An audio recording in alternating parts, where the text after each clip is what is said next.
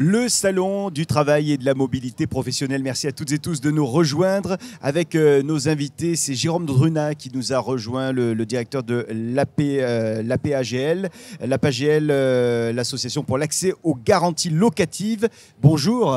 Bonjour. Merci Jérôme d'être avec nous. L'APAGL, on va rappeler ce que c'est et quelles sont les missions de l'APAGL.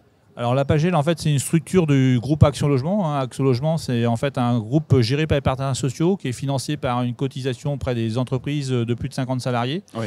Et qui, en fait, comme ADN, l'ADN du groupe, en fait, c'est d'accompagner en fait les salariés dans l'accès au logement, parce qu'on sait que cet accès au logement est un élément moteur pour l'accès à l'emploi.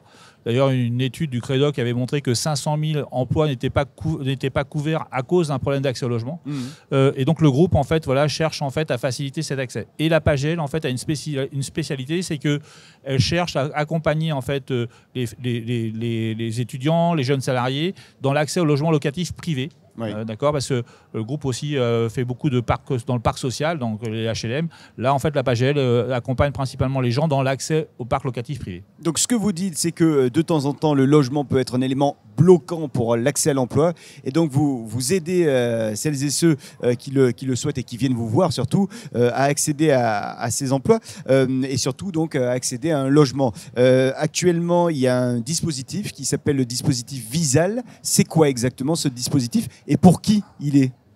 Alors, je dirais qu'aujourd'hui, la question logement est peut-être aussi prégnante que la question de rechercher un emploi, parce qu'en fait, aujourd'hui, le marché est très contraint, le marché locatif privé, et c'est compliqué de trouver un logement.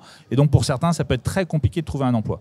Alors, le dispositif Visal, c'est quoi? L'idée, c'est en fait, c'est comme une caution... Alors papa, maman pour son fils ou sa fille qui est étudiant, ça marche de la même manière. En fait, on va se porter caution. Donc le groupe Action Logement va se porter caution pour en fait un certain nombre de publics afin de pouvoir leur faciliter l'accès au logement, parce qu'en fait, grâce à cette caution, les bailleurs vont se dire grâce à cette caution, je vais être sécurisé dans le paiement des loyers, et donc je peux prendre ce type de bénéficiaires. Alors quels sont les bénéficiaires en fait qu'on couvre? En fait, il y en a deux, enfin il y en a un peu plus de deux, mais grosso modo c'est deux. On a tous les moins de 30 ans, donc là on va prendre tout le monde. Okay. Quel que soit le niveau de revenu. Alors quel que soit le niveau de revenu, qu'on soit étudiant, qu'on soit sans ressources, qu'on soit en formation, qu'on soit alternant par exemple. Par contre, on va en fait imposer un certain nombre de choses. On va pas prendre des gens qui auront des taux d'effort, c'est-à-dire un rapport entre le loyer et les ressources supérieur à 50%. D'accord. Et puis on a des plafonds d'exclusion qui font qu'en fait, en fonction des régions, on va pas accepter de prendre des loyers qui sont supérieurs à un certain montant. Donc ça, c'est la première catégorie. Deuxième catégorie, c'est les plus de 30 ans. D'accord. Où là, en fait, les critères sont un peu différents. L'histoire du taux d'effort et des plafonds reste, mais les critères en fait, sont un peu différents pour être éligible. Premier critère, il faut gagner moins de 1 500 € net par mois. Si je gagne moins de 1 500 € net par mois et que j'ai envie de déménager, quelle que soit la raison, je peux en fait accéder au dispositif. Ou deuxième population possible, c'est en fait être ce qu'on appelle en double mobilité, c'est-à-dire en fait je change de logement et je change d'emploi.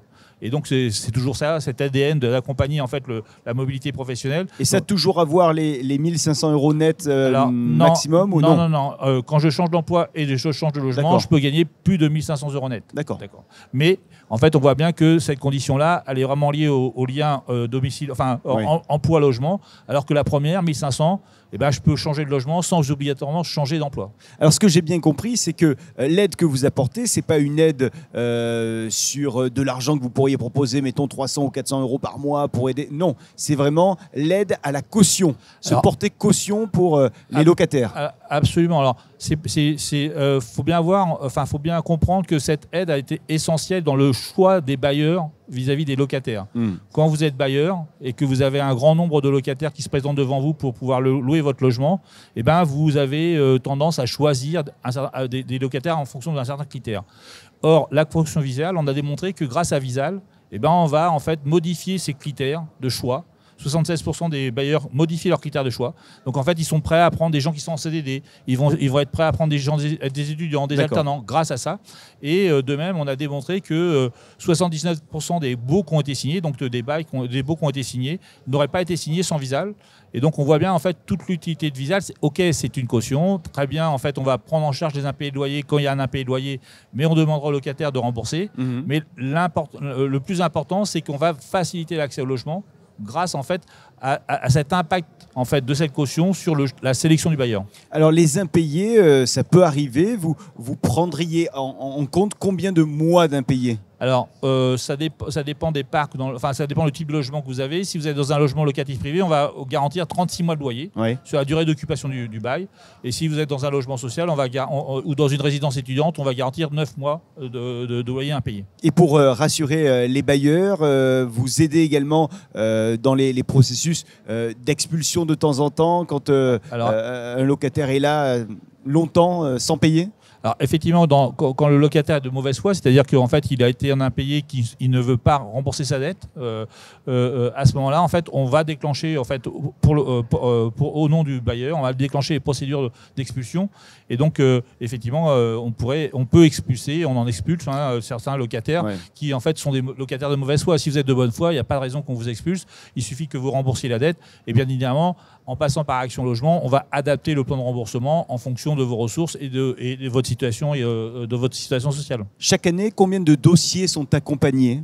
Alors, il y en a et vont jusqu'au bout. Alors, il y a de plus en plus de contrats en fait, qui sont signés. 340 000 contrats ont été signés en 2024. Depuis 2016, on a signé un peu plus d'1,5 million de contrats.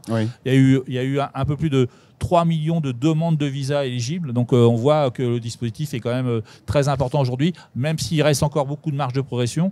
Mais on voit qu'il est très captif auprès des étudiants. Les étudiants l'utilisent beaucoup. Il est très captif aussi auprès des moins de 30 ans. Donc les jeunes de moins de 30 ans en fait, l'utilisent également beaucoup. Parce qu'il faut le dire, c'est un dispositif qui est absolument gratuit, que ce soit pour les bailleurs ou pour les locataires. Alors effectivement, ça c'est un des gros avantages du dispositif par rapport à d'autres dispositifs qui peuvent exister. C'est que c'est complètement gratuit. Donc le locataire n'a rien à payer, le bailleur n'a rien à payer, alors qu'il existe d'autres dispositifs en fait, qui sont privés et qui demandent souvent soit une cotisation du locataire pour se garantir contre les impayés, soit une cotisation du bailleur. Concrètement, je souhaite disposer de ce Visal. Je suis locataire, futur locataire. Je viens vous voir, je viens voir l'APAGL. Et ensuite, une fois que mon dossier a été validé, je me retrouve avec un petit ticket dans mon dossier global. Alors, vous n'allez pas venir voir l'APAGL, vous allez aller sur le site visal.fr, puisque c'est le nom du produit, visal.fr. Ou si vous êtes au salon, vous allez venir nous voir au stand de Visal et d'Action Logement. Donc vous allez sur le site visal.fr. Et là, en fait, on va vous demander un certain nombre d'informations. Si vous êtes éligible à ce moment-là, on va vous donner un document qui prouve que vous êtes éligible, que vous allez mettre dans votre dossier de location. Vous allez visiter les logements que vous voulez.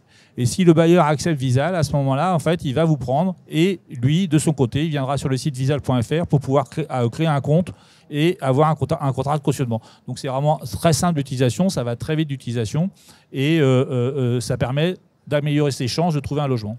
Le logement, un facteur déterminant pour l'accès à l'emploi, c'est ce que vous nous dites, et c'est la raison d'être de l'APAGL. Merci infiniment d'être venu ici, à notre micro, et d'être également présent sur ce salon du travail et de la mobilité professionnelle. Jérôme Drunat, directeur de l'APAGL. Merci et bon salon. Merci à vous. Et merci à vous de nous suivre. Dans un instant, la suite de nos interviews. À tout de suite.